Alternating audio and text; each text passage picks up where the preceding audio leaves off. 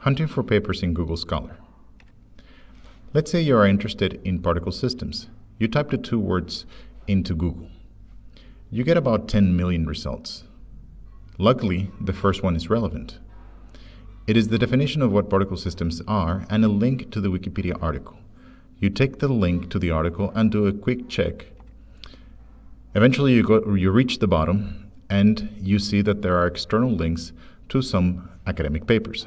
The first one turns out to be a William Reeves paper from 1983. In this case, you were very fortunate. This is a seminal paper describing how particle systems work. But let's say you are looking for how people have been using particle systems more recently. So now you go to Google Scholar. In Google Scholar, you type again particle systems, and this time you get about 3.5 million hits. I performed this search in 2016, so things may have changed. 3.5 million hits is too many for you to check. So the first thing you may do is put quotes around particle systems. In this case, you are looking for the phrase particle systems with the word particle next to the word systems. In the previous case, you were looking for papers that include either particle systems or both particle systems and not necessarily next to each other. Hence, you go from about 3.5 million hits to about 165,000 hits. That is a very good improvement, but there are still too many for you to check. Well, the next thing you can do is a trick that increases precision, but it may reduce recall. That is, you may not find all the objects that are out there, all the papers that are out there that you're interested in, but the ones that you find are more relevant to you. At least the proportion of them are more relevant to you.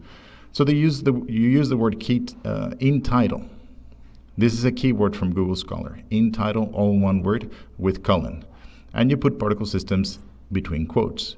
So you go from about 165,000 to 3,590. That is yet another very good improvement.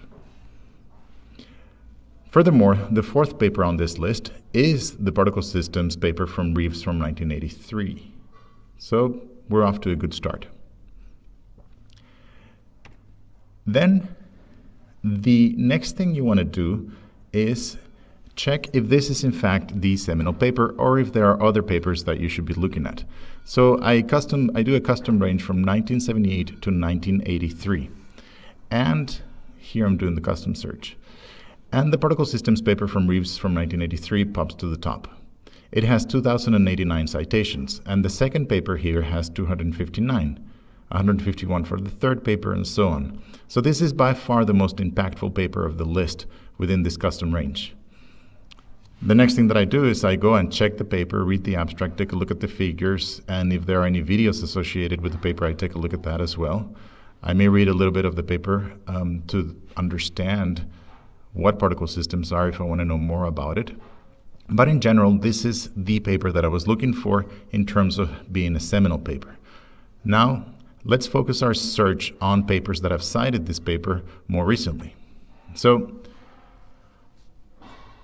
what I do is I go back and click here where it says cited by 2089. So I click on that and I reach a page over here and I click on the box that says search within citing articles, search within citing articles, and again I do a search for in title explosions. So I'm looking for papers that have explosions on the title and that cite the original 1983 paper from Reeves. I get 9 results. Now this is a list that I can read more carefully. I can take a look at their abstracts, take a look at their figures, and see if this is something that I would like to devote my time towards Project 1, Project 2, or my master thesis. But let's say I want to simulate fire. I want to animate fire. So I put in the title, fire, with the quotes, which may be unnecessary in this case. Again, I'm searching within the citing articles of the original Reeves paper, and I get 67 results. That's a bit too many. So what I do is I set the range for papers since 2015. And then I get just 2 papers. Back in 2016, I got just 2 papers: geometric control of fire motion editing, dynamic editable models of fire from video. I take a look at the papers, read the take a look at the figures, determine if this is in fact the type of fire animation that I want to create for my project. I think that it looks pretty cool. It looks like something out of a Harry Potter movie, and it is indeed the paper that I want to use for my project or for my thesis. So now I will read this paper a lot more carefully, particularly focusing on the math and the implementation. I will contact the authors to ask them if they have code or any other knowledge that they could share. Typically, authors are very good at responding. They're happy that you would cite them. Now, in terms of hunting for papers, there's this nifty article from the University of Otago, and here's the link. And here's a screenshot of the PDF document. It gives you more keywords and techniques for doing a Google Scholar search, where you increase precision as much as possible without decreasing recall. Thank you.